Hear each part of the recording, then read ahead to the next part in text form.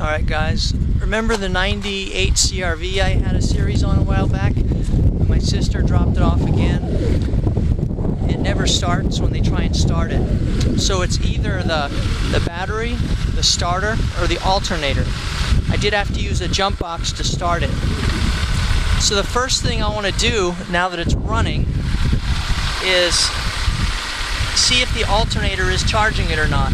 This is most likely because they never drive it, and this was a new battery, and again it went dead, got ruined because they never drive it. So I can see right here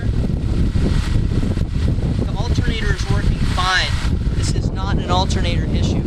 14.4, it's definitely charging, so there's nothing wrong with the alternator. There's also nothing wrong with the starter. As soon as it had a good jump on it, the starter turned right over. It's just a really weak battery. So the key is here really, you have to use a battery tender if you're going to have your car sit and it's not going to charge. You have to keep it maintained. Even a brand new battery is not going to last forever if you let it sit for 3 months.